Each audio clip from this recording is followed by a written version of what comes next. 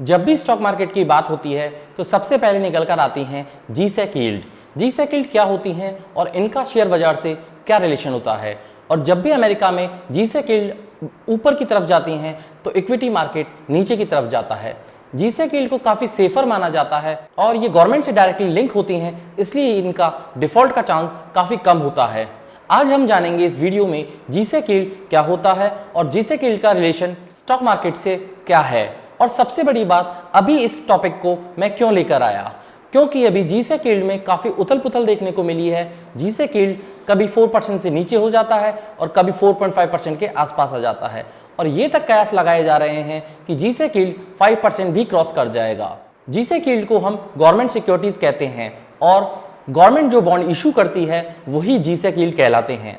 Relationship between G-sec yield and stock market, आइए इसको समझते हैं डिटेल में। इसको हम पॉइंट वाइज समझेंगे जिससे कि आपको इजी रहेगा जीसेक यील्ड के बारे में समझने के लिए। Number 1, interest rate and cost of capital goods. G sec yield को ऑफन यूज किया जाता है as a economic indicator for the interest rates. If G sec yield increase होती है तो कंपनीज की बोरोइंग भी इंक्रीज हो जाती है, जिससे कि कंपनी के मार्जिन्स कम हो जाते हैं और कंपनी के अगर मार्जिन्स कम हो जाते हैं तो कंपनी का प्रॉफिट कम हो जाता है। कंपनी का प्रॉफिट कम हो जाता है तो कंपनी की शेयर वैल्यू नीचे की तरफ जाती है। और इसका उल्टा, जैसे ही जीसेक यील्ड नीचे की तरफ जाते हैं वैसे ही कंपनीज की बोरिंग कॉस्ट भी कम हो जाती है। और कंपनी की बोरिंग कॉस्ट अगर कम होती है तो कंपनी के लिए लोन लेना आसान हो जाता है, कंपनी के लिए मार्जिन्स इंक्रीज हो जाते हैं और कंपनी के प्रॉफिट भी इंक्रीज हो जाते हैं और साथ ही साथ उनके शेयर प्राइस भी धीरे धीरे अपने कंपनी के बिजनेस को फॉलो कर आगे की तरफ बढ़ते हैं। Point number 2, investment behaviour and risk appetite. Investor G-sec yield को एक रिस्क फैक्टर भी समझते हैं।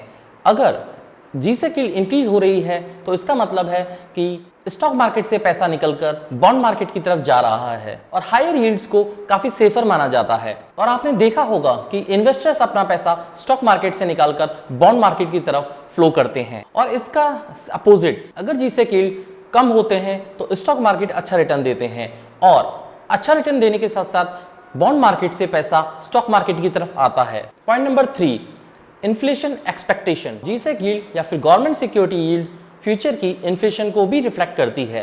यदि जीसेक यील्ड इंक्रीज होती है तो ये इन्फ्लेशन के लिए कंसर्न माना जाता है और स्टॉक मार्केट की प्राइसेस नीचे जाती हैं और इससे इन्फ्लेशन बढ़ने का खतरा भी बढ़ जाता है।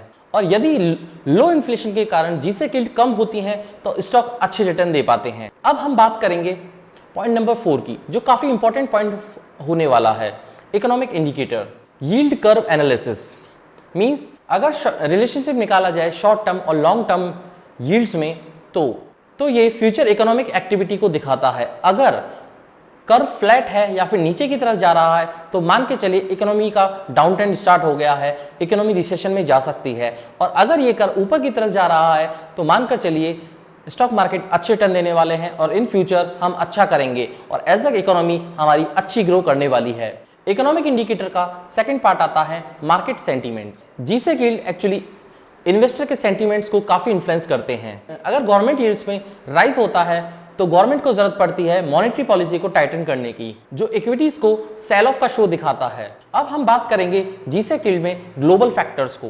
ग्लोबल फैक्टर के अंदर नंबर 1 आता है फॉरेन इन्वेस्टमेंट। आपने देखा होगा हाल ही में इंडिया से एफआईआई सेलिंग कर रहे थे क्योंकि इंडिया के इक्विटी एफआईआईज को काफी अट्रैक्टिव नहीं लग रहे थे। तो उससे होता यह है कि एफआईआईज इंडिया के इक्विटी मार्केट में इन्वेस्ट करने से बेटर है कि वो अमेरिका के बॉन्ड्स में इन्वेस्ट करें, क्योंकि अमेरिका के बॉन्ड की यील्ड 4 या 4.5% से इंक्रीज हो गई थी। फॉर एफआईआईज या फिर एफपीआईज हमेशा अपने पोर्टफोलियो को जीसेक यील्ड के हिसाब से शिफ्ट करते रहते हैं। फॉरेन जीसेक यील्ड और डोमेस्टिक जीसेक यील्ड एफआईआईज को काफी अट्रैक्ट करता है। ग्लोबल फैक्टर के अंदर हम बात करेंगे करेंसी फ्लक्चुएशंस की। अगर जीसेक यील्ड में कुछ चेंजेस होते हैं तो करेंसी को भी फ्लक्चुएट करते हैं। स्ट्रॉन्गर करेंसी का मतलब है एक्सपोर्ट ओरिएंटेड जो प्रोडक्ट हैं उनके लिए नेगेटिव होता है, जो डायरेक्टली आपको स्टॉक मार्केट में देखने को भी मिल जाता है। Point number 6, sector specific impact. Interest sensitive sectors, कुछ सेक्टर ऐसे होते हैं, for example utilities, construction sector या फिर रियल एस्टेट एक्सेट्रा, वो काफी ज्यादा सेंसिटिव होते हैं। अगर जीसेक यील्ड में राइजेस देखने को मिलता है, अगर जीसेक यील्ड में इंटरेस्ट रेट राइजेस देखने को मिलती हैं तो इसका मतलब है उन सेक्टर्स में बिकावली हो सकती है या फिर मैसिव सेल ऑफ देखने को मिल जाते हैं और उन स्टॉक्स को लेस अट्रैक्टिव माना जाता है कंपेयर टू जीसेक यील्ड के।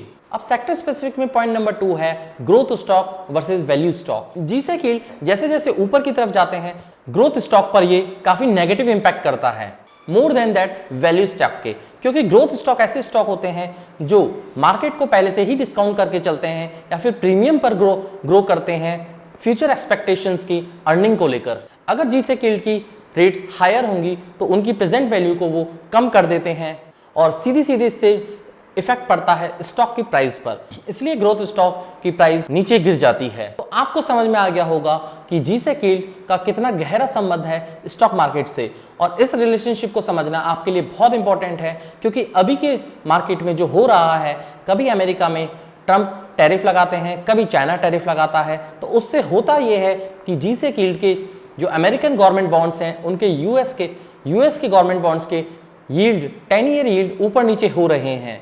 यहाँ पर कंक्लूजन ये निकल कर आता है कि जीसेक यील्ड और स्टॉक मार्केट में जो रिलेशनशिप है वो बहुत ही कॉम्प्लिकेटेड है। वो रिलेशनशिप डिपेंड करती है वेराइटीज ऑफ इकोनॉमिक फैक्टर्स पे, एक्सटर्नल फैक्टर्स पे, इन्वेस्टर के बिहेवियर पे। और उम्मीद करता हूँ आपको ये अच्छे से समझ में आ गया होगा कि जीसेक यील्ड और स्टॉक मार्केट का रिलेशन क्या है। अगर आप इस रिलेशनशिप को अच्छे से समझ जाते हैं तो ये आपके लिए एक बेनिफिशियल रहता है। कैसे? ये आपकी जो इन्वेस्टमेंट की डिसीजन है उनकी पावर को एनहेंस करता है और आपके लिए लॉन्ग टर्म में काफ़ी बेनिफिशियल रहेगा। तो ये समझना काफ़ी इंपॉर्टेंट हो जाता है जीसेक यील्ड और स्टॉक मार्केट में रिलेशन कितना कॉम्प्लिकेटेड है। आशा करता हूँ आपको ये वीडियो पसंद आया होगा। अगर आपको लगता है हम आपकी इन्वेस्टिंग की जर्नी में कुछ वैल्यू ऐड कर रहे हैं तो प्लीज़ मेरे वीडियो को लाइक कीजिए, शेयर कीजिए और अगर आपकी कोई क्वेरी है कमेंट बॉक्स में नीचे कमेंट कीजिए। और सबसे इंपॉर्टेंट बात, अगर आप चाहते हैं कि मैं इसी टाइप के वीडियोस रेगुलरली बनाता रहूं तो प्लीज़ मेरे चैनल को सब्सक्राइब कीजिए, जिससे कि मेरे सब्सक्राइबर्स को नोटिफिकेशन टाइम पर मिल जाए। और मैं कोशिश करता रहूँगा कि आगे से अच्छे बेहतरीन वीडियो लाता रहूँ। बने रहिए मेरे चैनल पर, मेक इन्वेस्टमेंट ईजी पर। Stay tuned. This is Pushpin signing off. जय हिंद।